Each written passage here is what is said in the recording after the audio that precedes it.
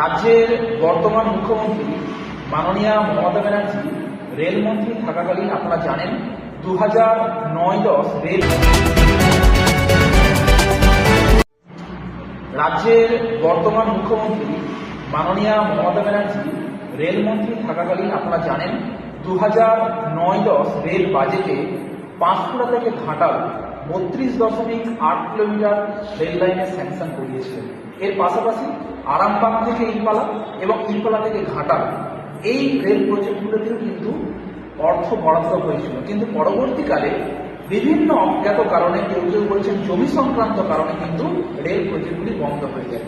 আবার অন্যদিকে আমরা দেখছি যে 2022-23 এই যে অর্থবর্ষ সেখানে আমরা দেখছি রেলের যিনি রেলমন্ত্রী রয়েছেন কেন্দ্রীয় রেলমন্ত্রী মাননীয় অশ্বিনী বৈষ্ণবজির পক্ষ থেকে পশ্চিমবঙ্গ সরকার অর্থাৎ নবান্নে চিঠি পাঠানো হয়েছে যাতে করে পশ্চিমবঙ্গ সরকার তারা ল্যান্ড দিয়ে রেল দপ্তরকে সাহায্য করে এবং অন্যান্য রেল প্রজেক্টগুলির মতো ঘাটাল পাঁশকুড়া রেল প্রজেক্ট যাতে দ্রুত বাস্তবায়িত হয়। এই দুটো চিঠি আপনাদের প্রত্যেকের সামনে তুলে ধরলাম। এই মতো অবস্থাতে আপনারা জানেন যে বিধানসভা ভোট আসন্ন, বিগত লোকসভাতেও কিন্তু বিভিন্ন রাজনৈতিক দল তারা তাদের মতন করে কিন্তু ভোট বৈতরণী পার করার চেষ্টা করছে। আমরা বিদ্যাসাগর রেলপথ মিশন আপনারা জানেন দীর্ঘদিন ধরে ঘাটাল মহকুমাকে রেলপথের সঙ্গে যুক্ত করার দাবিতে আমরা লড়াই করছি, আন্দোলনে রয়েছি।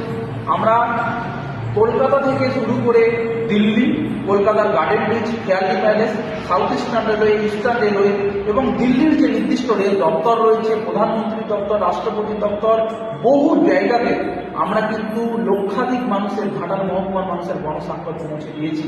তারপরেও কিন্তু নির্ফল ছিল। এলাকার যারা জনপ্রতিনিধি তাদের সঙ্গে আমরা যখনই যোগাযোগ করেছি, দেববাবুর সঙ্গে ঘাটাল লোকসভার সাংসদ 4 বার সাক্ষাৎ করেছি। ঘাটালের যিনি বিধায়ক রয়েছেন মাননীয় শীতল কোপাট, ওনার সঙ্গেও আমরা 3 বার সাক্ষাৎ করেছি।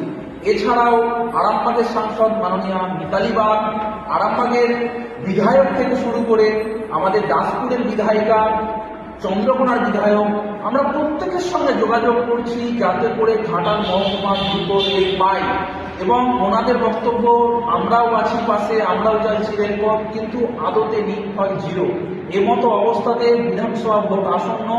আমরা আজ 4 জানুয়ারি রাধারানী সরকার প্রাথমিক বিদ্যালয়ে আমরা মিটিংয়ের আয়োজন করেছিলাম, একটা সাধারণ সভার আয়োজন করেছিলাম যেখানে 25 জনের বেশি ঘাটাল মহকুমার বিভিন্ন প্রান্ত থেকে চন্দ্রকোনা, মুলাগ্রাম, দাসপুর, বীরসিংহ, প্রতাপপুর, শ্যামসুন্দরপুর, গোপমহল, মনোহরপুর বিভিন্ন জায়গা থেকে মানুষ